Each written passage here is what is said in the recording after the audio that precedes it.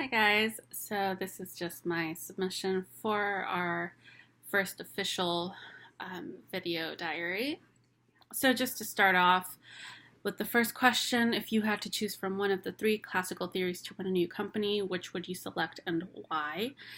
I personally prefer Fayol's Fayol, I hope I'm saying that right, his Principles of Management, just because chronologically it just seems to make more sense to me. I'm a person that likes to have a jumping off point and then have everything just kind of planned out in an order that is, for lack of a better word, tangible. Just something that I can see and say, okay, step one is done, moving on to step two. Step two is done, moving on to step three, and going, and so forth. So I like that his principles of management theory does that for me. So it gives you the 5 steps. The first one being planning, which is, like I said, the jumping off point. The second one being organizing, and this is where you take everything, like your materials, your tool, your resources, all that stuff, and then when you get all that in line, the third one is command. It says, with the plan of action in place and the necessary resources secured, managers must begin implementing the plan, which sounds pretty standard. The fourth would be coordination. It says, with the plan of action in place, resources secured, and a system of command implemented, the high-level manager must now work to harmonize all the activities to facilitate organizational success. And the fifth one would be control. The final element of management involves the comparison of the activities of the personnel to the plan of action. It is the evaluation component of management. So just these 5 steps in general, they seem simple, and I know starting a new company definitely isn't, but I think this would be just a great base to start your new company. Moving on to the second question, just kind of asking my opinions on the Yahoo CEO's maternity leave policy, I guess. So essentially, Marissa Mayer decided that she would only take a 14-day maternity leave, which is pretty much, it's just unheard of. No one, I don't think any mother would choose to do 14 days as opposed to, I don't know what the standard is, I think about 3 months or something like that. So personally, I can see the arguments from both sides. So one article was definitely pro, which is the LinkedIn article. I mean, not pro, anti this maternity leave, which was the LinkedIn article. And then the other one on the Fortune website was, it seemed to be pro maternity leave or pro 14-day maternity leave. Excuse me. Personally, I think I identified most with the LinkedIn article that was just sort of anti-maternity leave, 14-day maternity leave. I don't think that's healthy for a mother to just take 14 days with her child and just go straight back to work. And I do realize that the other article kind of made the argument that, well, fathers don't always take a generous paternity leave, so why should the mothers? But it's different, the father didn't carry the child in their body for 9 months, which I think just forms kind of a connection between the child and the mother that nobody outside the two of them will ever get to experience. So you can't really compare those two situations. And like the LinkedIn article said, it did mention that it just kind of set, like, what kind of example did this set for the other females in the company? So yeah, it would become a thing that people might use against the women in the workplace who have children, like, well, your boss took 14 days of maternity leave and she's running a company, why can't you just take a shorter maternity leave? It can definitely be weaponized against them, I think, which in turn would just kind of lower morale and maybe just keep women at bay from working at that company because no one wants to deal with that. So moving on to the third article that the professor gave us to read, which is Humor as a Serious Business. the questions are, why is humor particularly prone to creating harmony or heartbreak in many organizations? So I work at a law firm, and we deal with some pretty heavy cases. Some of them have to do with mortality. Some of them, you hear about just like other things going on within other companies, and it's like a whole thing, and it's definitely very hard to like read certain details about certain cases.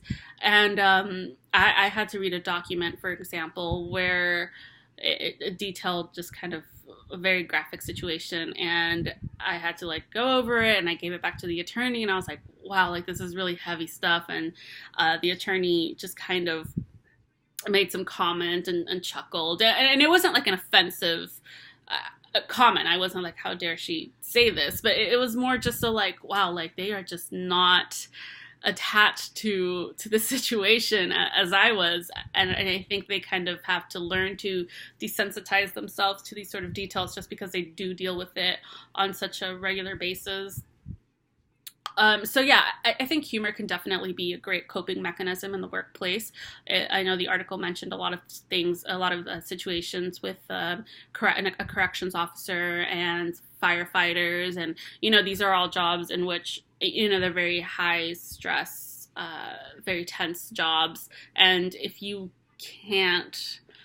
Humor as a coping mechanism is very easy. I think it comes easy to some people to just kind of make joke of a situation, or to make light of a situation.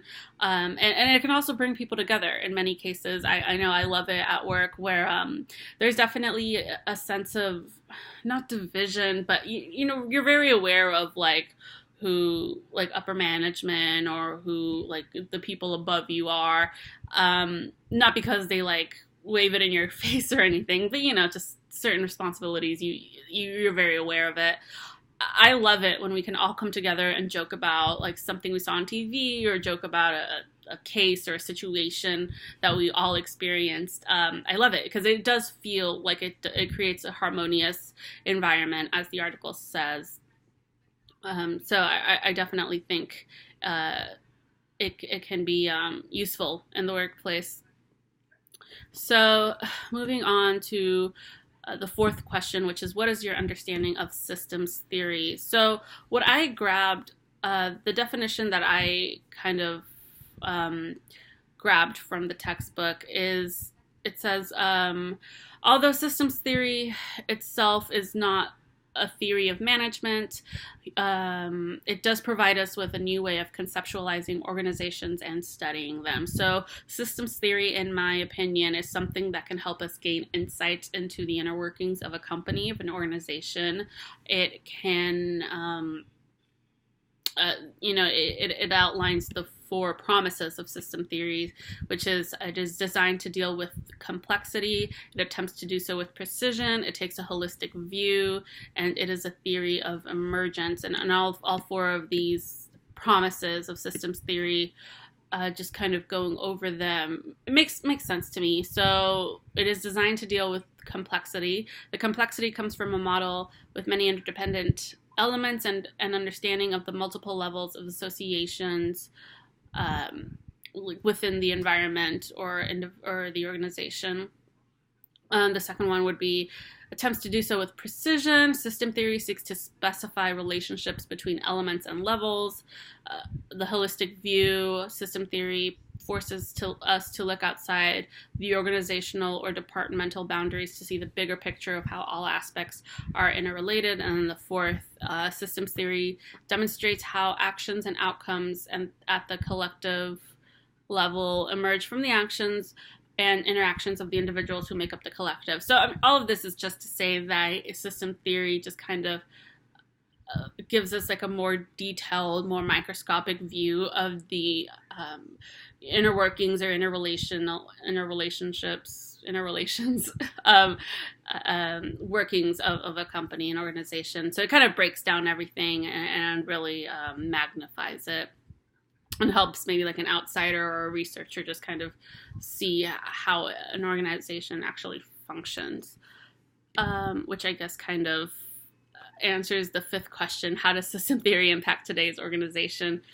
So Number six, moving on to, it asks us, name a company in the last 12 months engaged in public conflict. I haven't gone over the other video diary, so I'm sorry if someone else already covered this. But the one that just kind of off the top of my head stood out was Uber.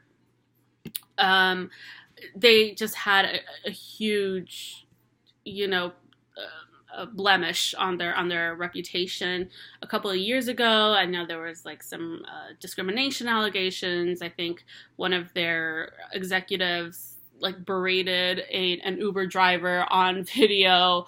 They were accused of stealing patents and secrets or trade secrets, so it was just not a good year for Uber. And they are now in the middle of doing a complete overhaul. They got a new CEO and, all these other things. So it was just, from a public relations standpoint, it was just, Uber was a mess. It didn't seem like a company that a lot of people wanted to put their trust in or use their services anymore. It seems like it's getting better. I haven't heard as many bad things about them, but at this point, it never hurts to improve. So define culture. When just reading through the textbook, for culture, sorry, I have my notes here. So basically, it's just how a company, the culture of a company is sort of like the values, like the shared values and assumptions of a group. So taking Uber, for example, if it was, or just any like startup, I guess, recently in the past couple of years, I know that there's been a culture of just kind of more men. It's a prominently male dominated field. There's not a lot of room for, not that there's not a lot of room for women, but a lot of women, I guess, might be just kind of turned off by the culture of these startup companies. A lot of it is very like bro, tech bros, I think they call them, and we've heard the term mansplaining come about when it comes to organizations and just kind of male-dominated companies and fields. So that kind of all stems from what would be the culture of an organization. Maybe they don't make women feel welcomed, and that is a shared value, unfortunately, of some of these companies. Just as an example. So yeah, that's just kind of my definition of culture, is just the values and the assumptions of the group. So let's see. The last question is, what are the most powerful symbols you have encountered in the culture at UHD? So at UHD, it's hard to say just because I mainly do online classes. But the one that stands out the most would be our motto, which is to finish strong. I have been in and out of school for like the past 8 years. I guess I should have like 3 separate degrees by now, but excuse me, finish strong. Yeah, that's something that's always stuck in my mind. I feel like it is encouraging, and it kind of reminds me that the finish line is like right there and you just got to keep going. So I think that's a pretty good motto for our school, just because it's made up of so many different, age groups and people, and different people at different stages in their life. So I think it was just a very suitable model for kind of our culture at UHD. So yeah, I think that covers everything.